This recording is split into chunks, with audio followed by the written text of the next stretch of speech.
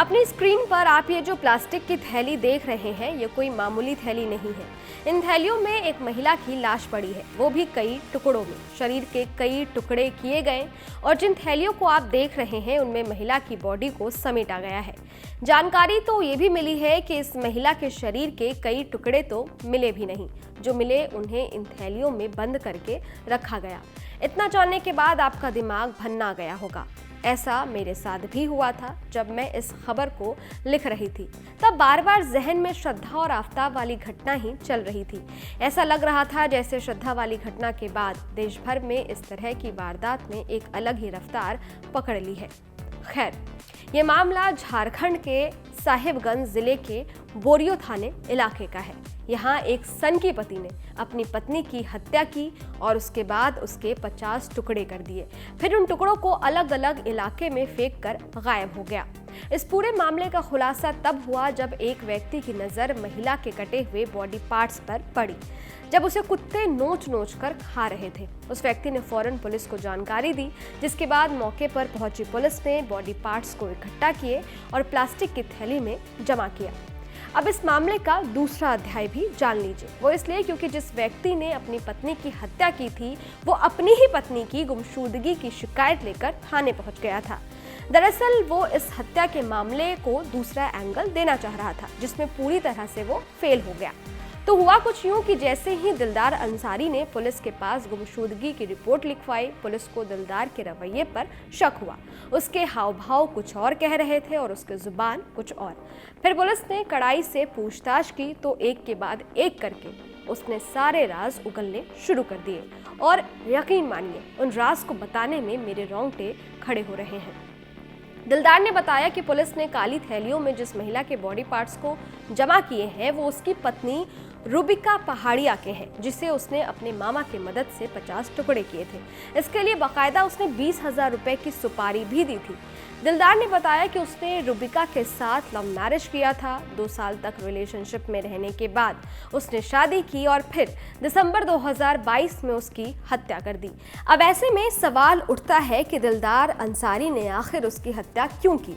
क्या वजह रही कि जिससे वो प्यार करता था उसी के 50 टुकड़े कर दिए? तो इस सवाल का जवाब भी आगे मिला। दिलदार ने बताया कि वो पहले से ही शादीशुदा था। शादी से पहले रूबिका को उसकी पहली शादी के बारे में कोई भी जानकारी नहीं थी, लेकिन शादी के बाद जैसे ही उसे पहली शादी के बारे में पता चला, घर में कलेश होने लगा।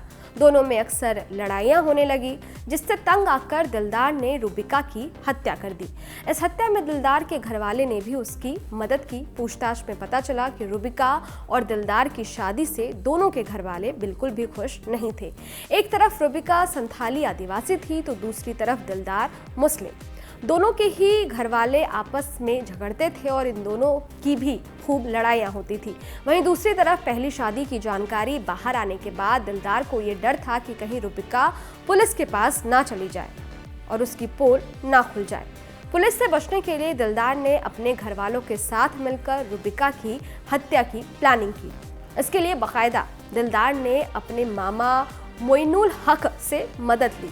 दिलदार ने रूबिका को जान से मारने के लिए मामा को 20,000 रुपए की सुपारी दी। फिर रूबिका की हत्या करने के लिए मामा घर पहुंच गया। मामा, भतीजे और मां ने मिलकर रूबिका को मौत के घाट उतारा और उसके बाद उसके शव के 50 टुकड़े कर बोरे में भरकर फेंक दिया।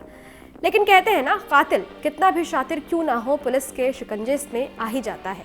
घटना की जानकारी मिलने के बाद पुलिस ने दिलदार अंसारी, ससुर मुस्तकीम अंसारी, सास मरियम खातून, दिलदार की पहली पत्नी गुलेरा, दिलदार के भाई मेहताब आमिर और बहन शिराजा खातून को भी हिरासत में लिया, जहां से पूरी कहानी की तस्वीर जो है वो साफ हुई। अब इस मामले में तीसरा एंगल भी है। दरअसल रूबिका की बहन शीला पहाड़िया ने पुलिस को बताया कि उनके घरवाले दोनों की शादी से बिल्कुल भी खुश नहीं थे, राजी नहीं थे, जिसके बाद दोनों ने भागकर शादी कर ली। घरवाले के अनुसार 1 महीने पहले दोनों घर से भागकर थाने पहुंचे, जहां पुलिस ने खुद उन दोनों की शादी कराई। शादी के बाद दिलदार और उसके परिवार के सदस्य रूबिका पर धर्म बदलने का दबाव डालने लगे और अंत में जब रूबिका नहीं मानी तो उसकी हत्या कर दी गई। रूबिका की बहन के बयान के बाद पुलिस धर्म परिवर्तन वाले एंगल से भी जांच कर रही है। वहीं इस मामले में झारखंड के डीआईजी ने प्रेस कॉन्फ्रेंस करके बताया है कि दिलदार के खिलाफ पुलिस हर फॉरेंसिक एविडेंस भी जुटाने की कोशिश कर रही है, जिसके लिए अलग अलग टीम की मदद ले रही है, जिससे वो मजबूत सबूत कोर्ट के सामने रख पाए और स्पीड ट्रायल के जरिए जल्द से जल्द सजा मिल पाए।